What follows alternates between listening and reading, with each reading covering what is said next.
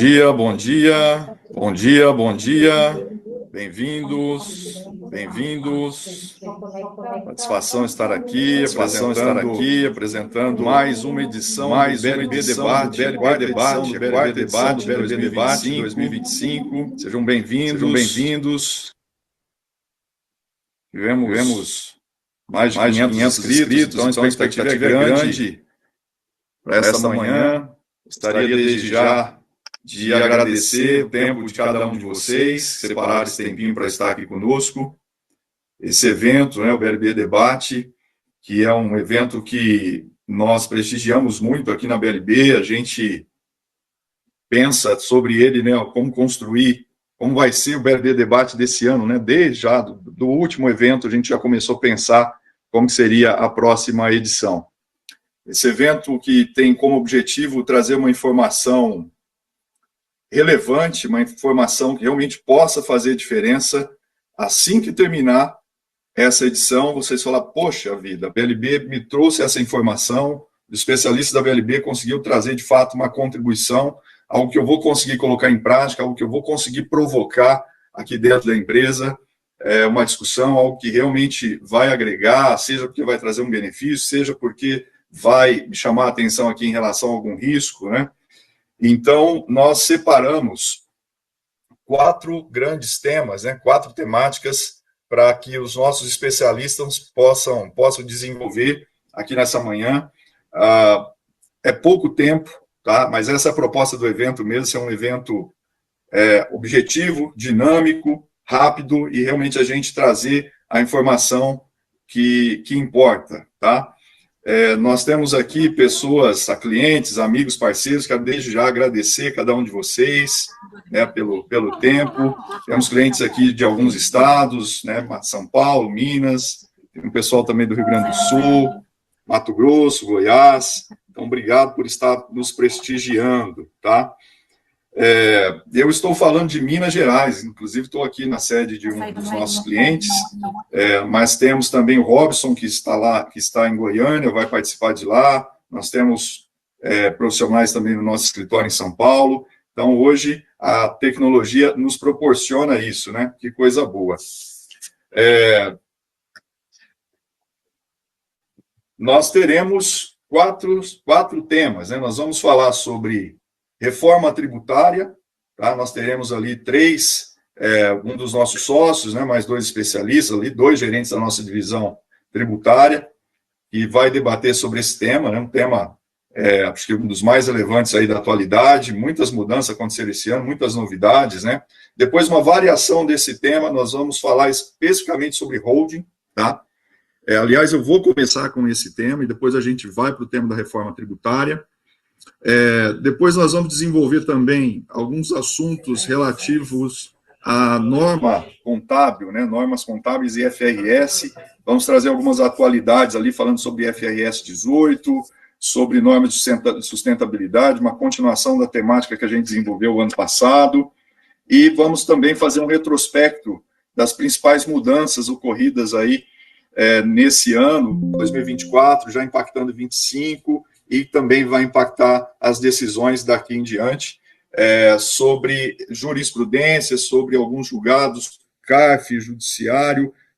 Essa temática vai ser a última, tá? Vai ter participação do nosso time, de 2 profissionais do nosso time de consultoria tributária e também de um profissional do nosso time de contencioso. Esse painel está riquíssimo, com informações bastante relevantes, eu tenho certeza que vocês vão poder aproveitar.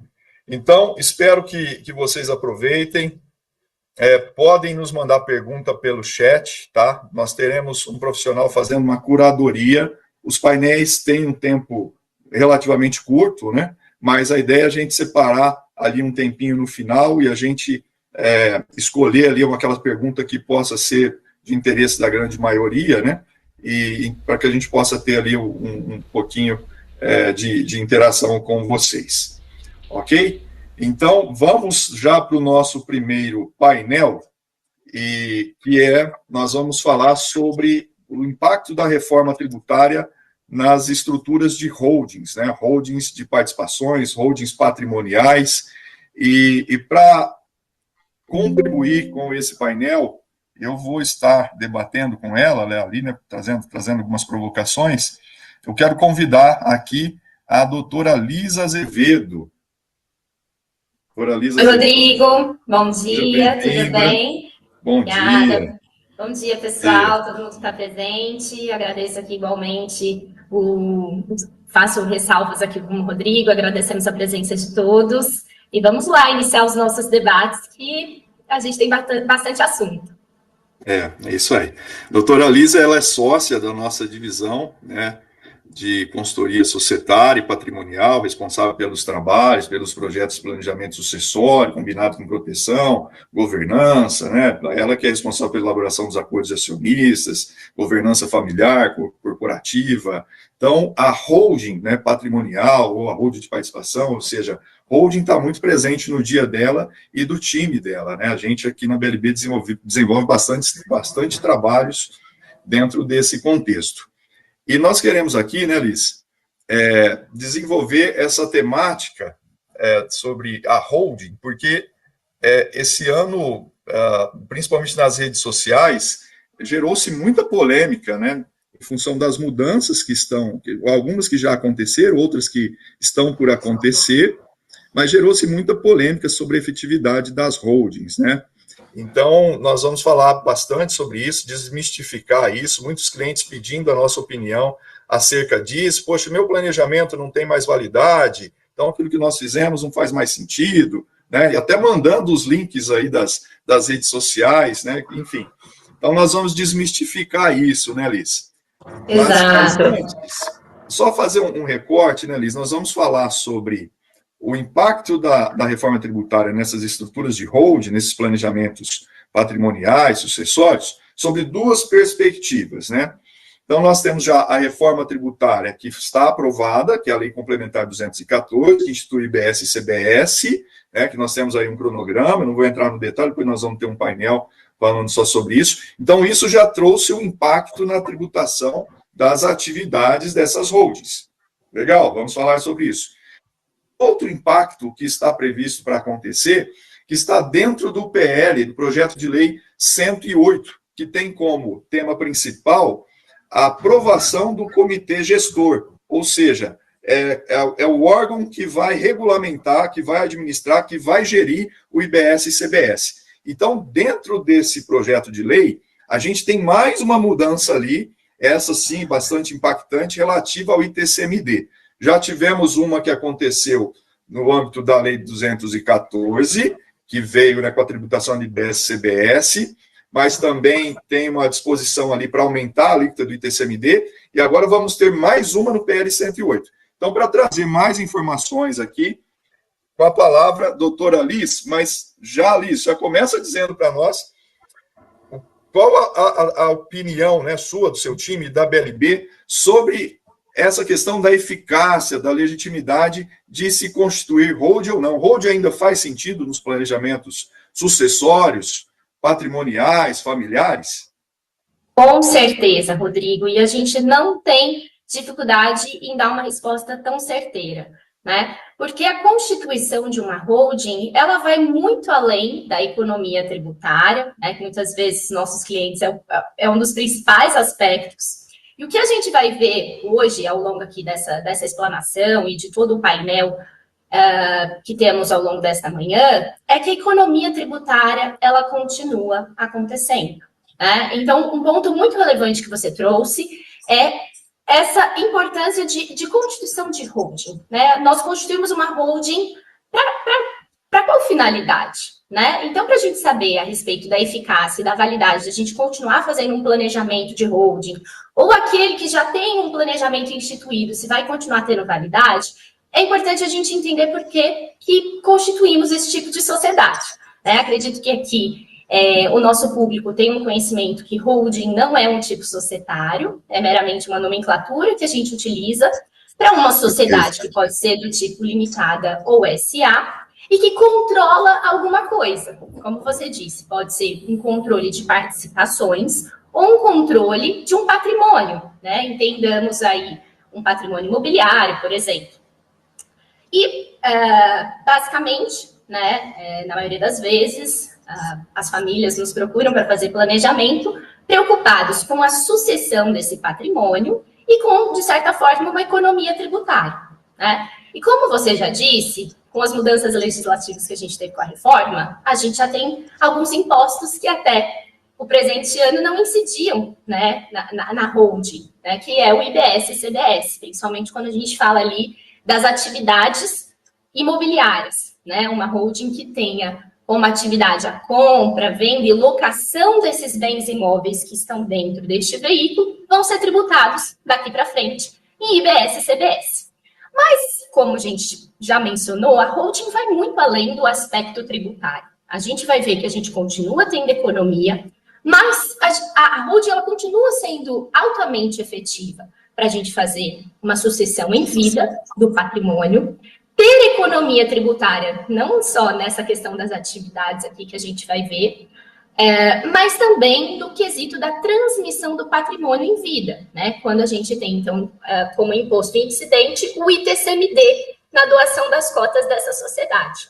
O ITCMD, obviamente, também sofreu algumas alterações, né? Como você mencionou, a gente já tem a questão da progressividade da alíquota que os estados vão ter que instituir. Aqui no estado de São Paulo a gente ainda não tem. E aguardamos ansiosos a alteração do PL 108, né? A aprovação do PL 108 para ver como vão ficar a respeito da base de cálculo. Hoje, aqui no estado de São Paulo, além da efetividade, a gente tem uma economia tributária muito grande em fazer a transferência desse patrimônio, e em alguns outros estados também, porque não utiliza-se o valor de mercado do bem para fins de calcular e apurar o ITCMD devido, né? E a gente, quando via holding, né, Liz? Diferentemente do processo de inventário, que é valor de mercado. Então, aí a gente tem uma das principais vantagens da holding, né? Via holding, né? A holding como veículo, né, para o planejamento sucessório, né? Exatamente. E além, né, associada a essa economia tributária, é um veículo onde a gente consegue proteger o patrimônio, manter o patrimônio dentro do âmbito familiar, a gente não individualiza entre cada um dos herdeiros, né? Então, continua sendo um veículo altamente efetivo e de muita validade para planejamentos sucessórios, né? Essa, com certeza, foi uma das perguntas que a gente mais respondeu ao longo desse ano, né, Rodrigo? Desmistificando aí os links de Instagram muito exaltados, falando que acabou a sua holding, você não vai ter mais economia, não tem mais efetividade, e não, né? A gente assegura que ainda temos. A gente até diz aqui no escritório, né? Olha, o planejamento sucessório, se você não fez, o governo já fez para você, que é o processo de inventário. Então, necessariamente, né, vai ocorrer ali um evento de transmissão de patrimônio, naquele momento tem a incidência do imposto sobre a transmissão desse patrimônio, sobre, né, via herança ou via doação em vida. Então, para você não se sujeitar a esse processo de inventário, porque nesse momento, às vezes pega a família desprevenida e custa caro, né? Porque ali o ITCMD vai incidir sobre o valor. A gente diz que valor de mercado, né? Mas cada imóvel tem sua particularidade. Imóvel urbano é valor venal, que praticamente é próximo ao valor de mercado. Imóvel rural é valor de TR, que é praticamente próximo ao valor de mercado, em alguns casos até maior. Então, a gente tem a alternativa de fazer o planejamento em vida, né? E aí sim a gente tem algumas vantagens tributárias, além do que a gente consegue trabalhar a governança, as regras de governo, né, que vai viger sobre essa estrutura sucessória. Então, a holding, através da holding, a gente consegue acoplar essas regras de governo, essa governança. Então, a partir dali, a gente coloca cláusulas de administração, cláusulas de proteção, né, cláusulas restritivas ali de direito. Então, celebra acordo de sócios. Acordo de acionistas, né, de sócios, por aí vai. Então, é um instrumento muito eficaz, continua sendo eficaz e super recomendado. Não é um planejamento de prateleira, cada caso é um caso. Mas, doutora Alice, eu queria explorar um pouquinho mais a questão, vamos explorar essa questão da tributação primeiro aqui das atividades, depois a gente vem para o ITCMD, né? Sobre a tributação das atividades, basicamente, quando a gente constitui ali a holding patrimonial, a gente normalmente identifica ali que a família, né, ali na pessoa física, tem os imóveis e aí tem algumas atividades que sendo desenvolvida através daqueles imóveis, né? A maioria, o que é mais comum é receita de aluguel, né? Imóvel urbano, até mesmo imóvel rural, muitas vezes é raro encontrar, mas encontra ali também arrendamento, quando a maioria das vezes é parceria, mas vamos falar do imóvel urbano. Então, é muito comum a gente se deparar com famílias tendo rendimento de aluguel, e aí na pessoa física o imposto devido é 27,5%. Então, no mês a mês tem um carnê-leão, anualmente lá faz o ajuste anual, mas a carga tributária é 27,5%. Né? Enquanto na holding, a gente vai ali para uma carga tributária de, no mínimo, 11,33 para 14,53. Então, comparando o máximo 14,53 para 27, a gente já tem uma vantagem, né, Liz? E nessa perspectiva, com a entrada de BS e CBS, esse 14,53 ele pode chegar a quase 20%, dependendo da alíquota de referência, que ainda vai ser definida pelo Senado. Então, a gente vê muitos advogados pegando esse gancho do aumento da carga tributária, falando da ineficácia da holding, ou na maioria das vezes a gente vê eles usam essa chamada, né, para de fato chamar a atenção, mas a hora que vai aprofundando, a gente sabe, não é bem assim, né, porque senão seria um contrassenso. Mas utilizam isso. Então, eu queria dizer, né, Liz, que esse aumento trazido em função da reforma tributária, né, sobre o consumo, IBS, sobre bens e serviços, né, ele vai existir tanto para a pessoa jurídica quanto para a pessoa física. Tá? Então, a pessoa física que hoje tem 27,5, ressalvado ali quem tem poucos imóveis, tem a regrinha lá do aluguel da pessoa física, né? Mas aquele que já tem ali um aluguel relevante, também vai ter o IBS e CBS aqui na física. Então, vai aumentar dos dois lados. A gente vai continuar tendo a economia, né, sobre essa questão da tributação da atividade. Agora, Alice, eu gostaria que você comentasse um pouquinho mais sobre essa questão do ITCMD, né, que esse realmente é de arrepiar os cabelos, né, se aprovar o texto da forma como está no PL 108. Pois essa é uma situação realmente, essa tem deixado o pessoal de cabelo em pé, de fato, porque a avaliação a valor de mercado do meu patrimônio, né, do patrimônio que estiver ali dentro da minha holding, hoje eu tinha o benefício de doar pelo meu valor histórico, ou seja, ali a minha declaração de imposto de renda, aqui no estado de São Paulo, em alguns estados ainda, e agora, né, com o PL, traz-se o racional que alguns estados já utilizam, como, por exemplo, Minas, que é a avaliação daquele patrimônio a valor de mercado. E aí fica realmente, você já trouxe aqui um ponto. Nossa, mas o que é o valor de mercado? Isso varia muito, né? Eu posso ter um bem ali numa localização, onde, em regra, o valor de mercado é X, mas o meu bem está depreciado, eu tenho algum problema naquele imóvel, alguma restrição. Como que o fisco, de fato, vai avaliar e como que a gente vai ter uma segurança jurídica a respeito dessa avaliação feita pelo fisco, nos termos ali do PL 108, para que eu tenha a base de cálculo do meu ITCMD para fins de doação. E até adicionando, né, então, trazendo aí esse ponto do ITCMD, além da gente ter essa problemática da avaliação a valor de mercado, a gente já falou das alíquotas progressivas, né, que os estados eles precisam, de fato, aqueles que não têm ainda a progressividade, eleger, né, instituir via legislação estadual a progressividade do imposto.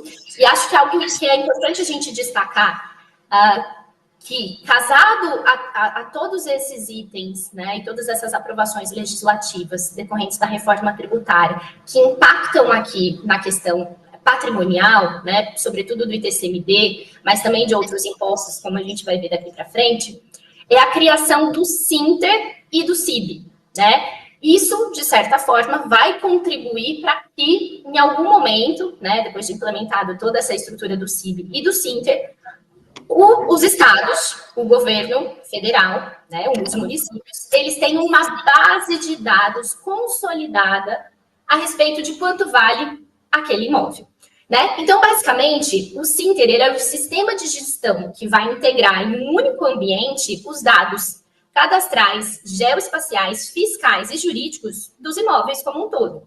E o CIB, basicamente, é o CPF do imóvel, né? Ele é o código de identificação de cada imóvel. E a cada transação que a gente fizer com qualquer bem, né? Seja uma doação direta para alguém, seja uma integralização num capital social, tudo isso vai ficar nessa base de dados e tudo vai ficar registrado nesse CPF do imóvel, né? E com base nessa informação, a gente acredita, né, que o governo vai ter, de certa forma, maior visibilidade do meu patrimônio. Seja o meu patrimônio pessoa física, seja o patrimônio que está ali dentro de uma holding e quanto vale aquele patrimônio, né? Porque a gente vai ter uma gestão integrada em todas as esferas, né? Seja estadual, municipal ou da União. Com isso, maior poder de fiscalização, né, Liz? Ainda ontem a gente teve uma consulta no escritório, né? Aquela história de vender imóvel, valor abaixo da valor, né, menor na escritura, né? Então, esse tipo de coisa, daqui para frente, assim, o risco vai ser ainda maior, né? Porque o governo vai conseguir enxergar isso com muita facilidade, né? Exato. Sim, outra questão, né, Liz, que tem relação aqui com a reforma tributária, que vai de encontro também com esse cadastro aí, né, do Sinter, é a questão da cessão não onerosa, né, o famoso comodato, né, que também agora no âmbito do IBS-CBS, ou seja, a Lei Complementar 214, tem a previsão que a cessão não onerosa entre partes vinculadas também vai ser fato gerador de BS e CBS.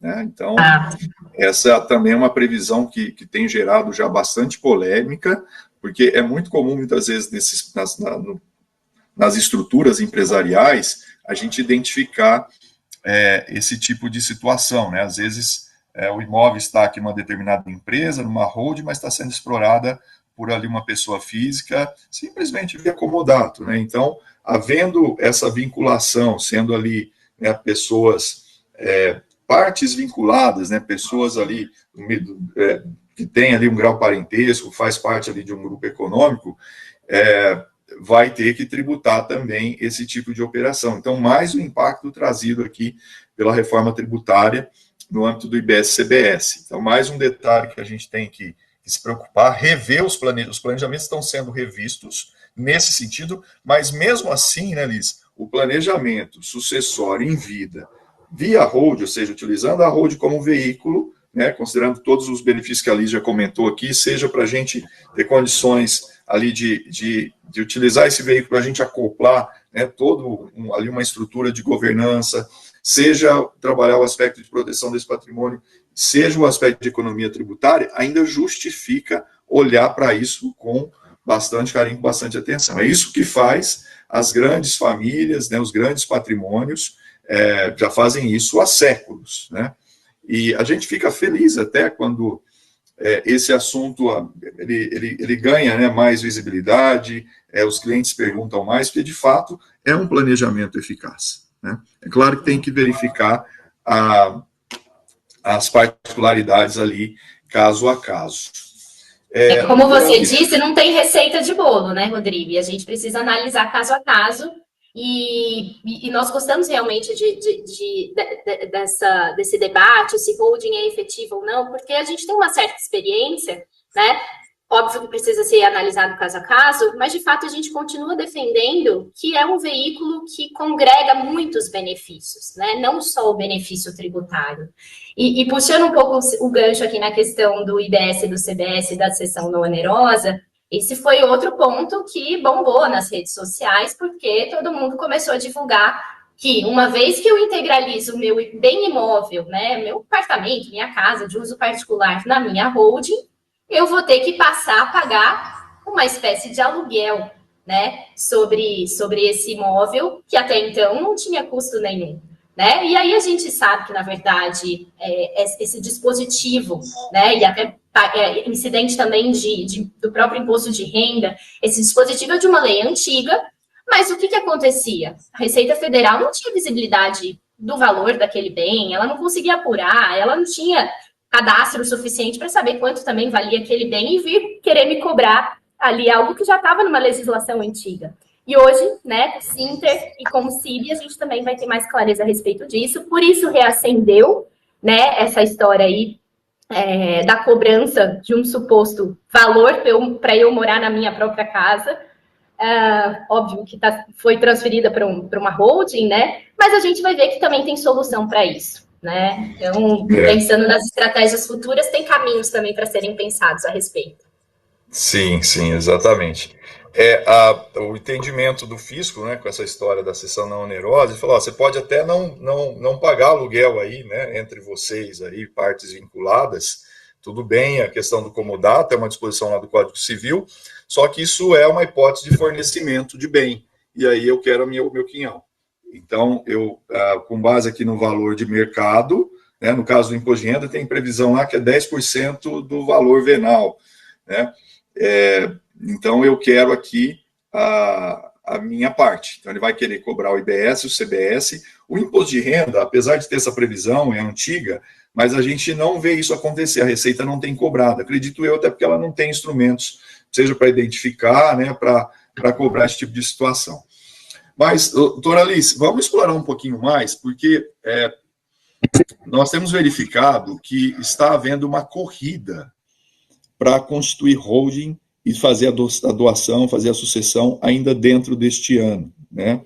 A gente vê que alguns profissionais têm levado essa informação, né, no sentido de urgência, tem que correr, tem que ser esse ano, que vai mudar, vai aprovar a lei. Qual é a sua opinião sobre isso? É isso mesmo? Nós temos somente até o dia 31 para não ficar sujeito, por exemplo, a esse aumento do ITCMD? Não, né? Então, quando a gente está falando especificamente sobre o ITCMD, o que acontece, né? Esse ano há uma expectativa muito grande que realmente o PL seja aprovado e, consequentemente, a gente vai ter um regramento de que os estados vão precisar adotar não só a progressividade que a gente já falou, mas todo esse racional de ter como base de cálculo o valor de mercado dos bens. Mas, para isso, né, e uma coisa que a gente não fez uma ressalva, que o ITCMD é um imposto de competência estadual. A gente falou aqui nas entrelinhas, mas não deixou isso bem claro. Então, uma vez aprovado o PL, né, vai vir uma normativa para todos os estados, mas os estados vão precisar legislar, cada um deles, a respeito desse tema, né? Então, alterar a legislação específica. Né? No caso aqui do estado de São Paulo, a gente tem ali tramitando 2 projetos para falar sobre a progressividade da alíquota, que ainda não foram aprovados, né? Óbvio, a gente entende até que em decorrência das mudanças que podem vir, né, em relação ao PL. Então, precisamos fazer correndo tudo dentro desse ano até 31 de dezembro? Não, né? De fato, provavelmente o que vai vir é o comando a respeito da necessidade dos estados se adequarem e até março, abril, talvez. A gente precisa até aguardar, na verdade, os estados de fato legislarem, né? Porque a competência é estadual. Cada estado tem seu processo legislativo, né? Então, o que está sendo discutido e que a expectativa é que seja aprovado ainda dentro desse ano, precisa ser aprovado, né, por conta da reforma tributária, do IBS-CBS, né, a questão do comitê gestor está dentro desse PL 108, então a expectativa é que esse PL 108 seja convertido em lei ainda dentro deste ano. Então, ali vai ter um comando, né, para os estados, aí cada estado vai dentro ali da tonalidade, né, da sua federação, passar por um processo legislativo e fazer uma lei dentro do ordenamento jurídico dele. Então, isso ainda vai tempo, né? Quanto tempo? Digamos que se sair a lei federal agora, a lei complementar, a Assembleia Legislativa voltando de recesso ali, final de janeiro, começo de fevereiro, digamos que eles aprovem isso rapidamente ali em fevereiro. Então, pode ser que a partir de fevereiro, março, a gente já tenha essa lei com plena eficácia dentro de 2020, ali em 26. Então, assim, não necessariamente que temos que correr e fazer tudo esse ano, né, Liz? Aliás, aqui no escritório, nós não somos favoráveis a essa história. Constitui a hold hoje e já faz a doação amanhã. Tem que ser feito isso com critério, com cuidado, tá? A gente não recomenda. Então, esse acho que é um aspecto importante que muitas vezes a gente vê o pessoal aproveitando da questão da mídia, ó, vai aprovar, tem que ser esse ano, senão você vai perder a janela e vai perder o benefício. E tem também, né, Alice, vou tomar um pouquinho de água aqui, tem também... Sem dúvidas. Óbvio que o que a gente recomenda é, né, que as famílias, né, qualquer pessoa que tenha algum patrimônio, que pense, né, também não deixe para a última hora, né? Então, isso é uma coisa, é uma demanda que precisa ser estruturada, entendida, né? A gente bem ressalva que é necessário fazer com cautela, com atenção, e, na medida do possível, né, antecipar essa situação, né? Também não deixar para o ano que vem, mas sem o alarde de que precisa acabar tudo esse ano. Lembrando que nós estamos falando aqui da grande inovação, da grande mudança, né? O que vai impactar é essa história de exigir que, agora, por exemplo, tem ali uma empresa operacional. Então, a empresa operacional tem um patrimônio líquido de, sei lá, 10 milhões. Então, 1 milhão é capital social, 9 milhões reserva de lucro. Essa empresa fatura 100 milhões de reais, mas qual o valor econômico dela? Quanto que ela vale? Qual o valor de mercado? Ó, essa empresa, então, ela produz ali um EBITDA de 30 milhões, ela vale, digamos que ela vale 10 EBITDA, então ela vale 300 milhões de reais. Tá? Hoje, pela lei vigente, a gente paga, a gente tem o ITCMD, ele incide sobre o valor do patrimônio, valor patrimonial contábil. Então a gente vai lá no patrimônio líquido, eu não falei que ele era 10 milhões, 1 milhão de capital social, 9 de reserva, então a gente pagaria 4% sobre 10 milhões de uma empresa que supostamente tem um valor de mercado, né, aí em torno de 300 milhões de reais, 10 EBITDA, ok? No nosso exemplo. O que esse PL, essa mudança, pretende fazer é que, olha, se você vai doar cotas de empresa, tá? Você vai ter que fazer uma avaliação econômica. Não é mais sobre o valor patrimonial contábil, é sobre valor de mercado. Então, isso leva para uma subjetividade muito grande, tá? Muito embora, de certa forma, é o que acontece quando a gente fala de doação de ações de empresa de capital aberto. A norma hoje diz que, olha, quando se trata de ações de empresas que têm cotação na bolsa, ou seja, de empresa de capital aberto, então é o valor das ações no dia. Você valoriza ali o patrimônio líquido pelo valor da cotação da ação. Então, teoricamente, é o valor de mercado, né? E eles querem trazer isso também para as companhias fechadas, seja elas SA fechadas, sejam elas limitadas. Então, isso, de fato, é um impacto muito grande, tá? A gente, até então, estava acreditando que isso não passaria. Isso veio para o PL, saiu, voltou e, aparentemente, vai passar. Tá? Para quem trabalha com avaliação econômica, vai expandir o mercado, né? Até que não é ruim. Mas para quem tem um patrimônio para planejar, para doar, para fazer a sucessão, é muito ruim.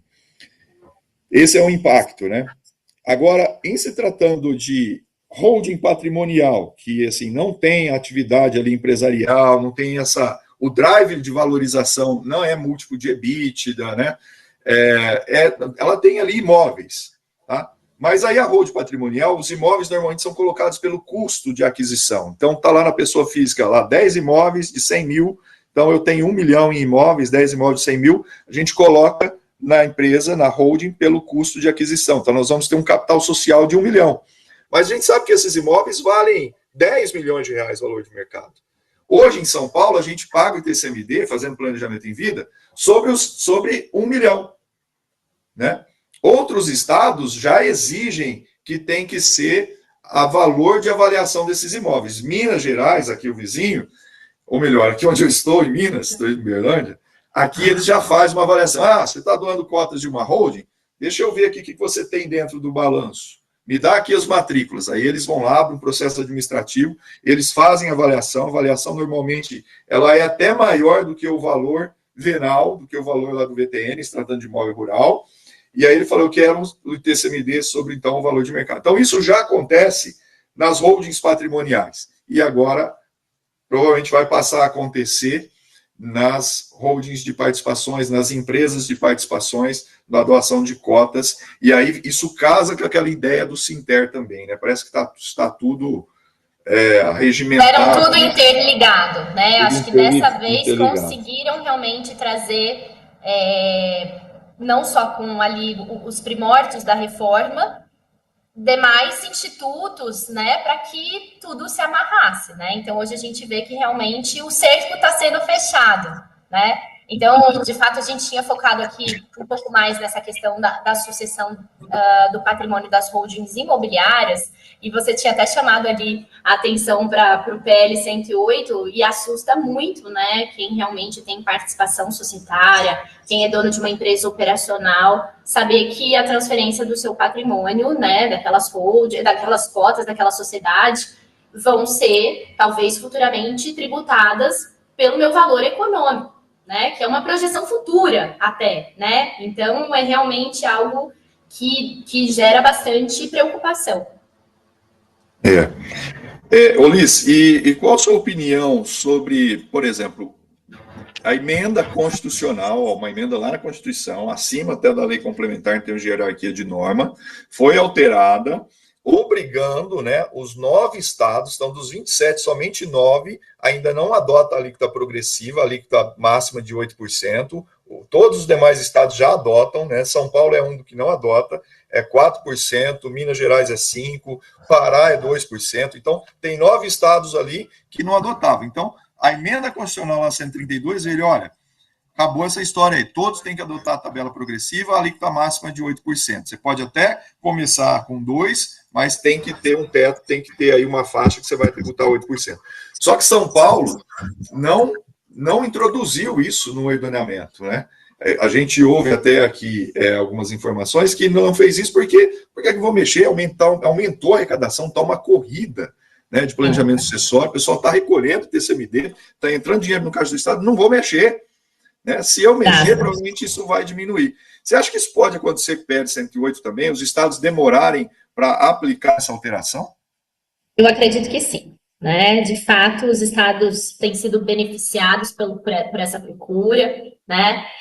Aqui no estado de São Paulo mesmo, como eu mencionei, tem 2 propostas legislativas, cada um num entendimento, uma falando que, por exemplo, olha, a lei complementar me falou que a alíquota tem que ser progressiva. Ok, vai ser progressiva até 4, né? Não vou instituir que precisa ser até 8. E tem um outro projeto tramitando conjuntamente falando que é de X até 8. Né? E aí, certamente, Rodrigo, né, o estado de São Paulo, por exemplo, mas outros estados bateram recorde, né, de arrecadação em decorrência dos planejamentos, e eu acredito que é uma possibilidade grande que a gente veja, né, o PL aí sendo aprovado e os estados tendo aí um pouco mais de demora na aprovação aí, das suas legislações específicas. Tá.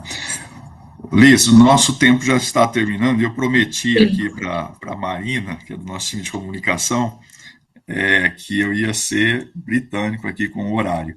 Então, vamos caminhar já aqui para as últimas considerações. O que você tem a dizer aqui, né, para os nossos colegas, clientes, parceiros, né, profissionais que atuam ou não atuam, mas que estão ali, né, senta na mesa com os decisores, com os sócios, com a família empresária, em relação à eficácia da hold, dado o momento que nós estamos vivendo. O que você recomendaria? Eu recomendo fortemente que desmistifiquem tudo que foi dito ao longo desse ano a respeito das holdings não terem mais eficácia, seja do ponto de vista da economia tributária, que a gente viu que vai continuar tendo, óbvio que a gente tem aí algumas mudanças, sobretudo do ponto de vista do PL 108, né, e da questão do TCMD, ali na questão tributária, a respeito da doação desse patrimônio, se a gente teria ainda uma economia muito grande em relação ao que a gente tem atualmente, mas do ponto de vista geral, né, de ser um veículo de controle do patrimônio, um veículo de podermos, como o Rodrigo introduziu, aproveitarmos para organizar a gestão desse patrimônio, instituir regras de governança, criar um acordo. Sobre esse aspecto, segue totalmente sendo válido, né? E o que a gente destaca aqui daqui para frente, com todas as mudanças legislativas, principalmente essa questão do cadastro dos imóveis, né? Do fisco ter mais clareza de como vão ser os valores, ter uma boa governança a respeito, uma boa contabilidade, né? Ter registro e clareza do valor dos imóveis, né? Operações simuladas, elas vão ser mais facilmente identificadas, seja na nossa pessoa física, seja por meio de uma pessoa jurídica, né? Então, o importante, de fato, aqui, acho que da nossa mensagem hoje, era desmistificar e acabou, né? A sucessão via holding, que ela deixa de ser efetiva, porque, de fato, não é isso que acontece. Muito bom. Só complementando, a holding ganha ainda mais protagonismo com a aprovação recente do PL, aprovação no Senado, né, na Câmara, do que vai ser 1087. do nosso último painel, 1087, fala da tributação do dividendos, né? Então, a gente já está sendo procurado aqui, do pessoal, porque a distribuição de dividendo da empresa operacional, geradora aqui de lucro, né, de resultado, para a holding vai ser isenta. Né? Então, o pessoal já está procurando, fala, eu não fiz a holding, vamos fazer, porque a distribuição aqui é isenta. Aí, já arquitetando, né, que lá na holding, portanto, ele pode colocar algumas despesas que ele não colocaria na empresa operacional, o que também tem que ser muito bem avaliado, porque não é bem assim, né? Achar que, então, eu vou colocar aqui a escola das crianças, vou colocar a empregada, tudo aqui na holding, também isso não para de pé, isso tem risco, tá? Mas a holding ganha mais um protagonismo. Bom, vamos já encerrando aqui nosso painel. Queria agradecer a participação de todos, espero que vocês tenham aproveitado, tá? Esse painel. Eu, a doutora Liz, todo o nosso time aqui na BLB, ficamos à disposição, caso alguém tenha mais interesse nesse tema. Liz, muito obrigado. Eu vou chamar agora aqui na sequência o Daniel Faria, que é o nosso sócio da consultoria tributária, no nosso escritório lá em São Paulo, na capital, é o homem lá da Selva de Pedras, ele que está desbravando aquilo desde 2019, salvo engano, né? Um pouquinho antes ali da pandemia, atende lá grandes empresas, grandes clientes, já está conquistando muita gente lá, ele e o Pedro, né? Tem um time maravilhoso lá. Então, vou deixar todos aqui, o Daniel entra daqui 3 minutinhos, juntamente com o Pedro e com o Paulo Martesi. Esse painel é de 1 hora, eu sei que está riquíssimo, porque os caras conhecem muito, eles são professores do tema, inclusive lá no nosso braço de educação executiva, na Escola de Negócio, estão indo lá para a 4ª edição dos nossos cursos sobre reforma tributária. Então, aproveitem também esse painel. Eu não estarei aqui, normalmente eu faço o fechamento do BLB Debate, e quem vai fazer o fechamento é o Robson, porque eu tenho que ir para um outro compromisso. Então, muito obrigado, né, os clientes, amigos, eu consigo ver aqui as pessoas que estão conosco, e estou muito feliz de estar aqui em mais uma edição, e espero nos vermos na próxima. Muito obrigado. Com certeza. Obrigado, Rodrigo. Até mais, pessoal. Obrigadão. Tchau, tchau.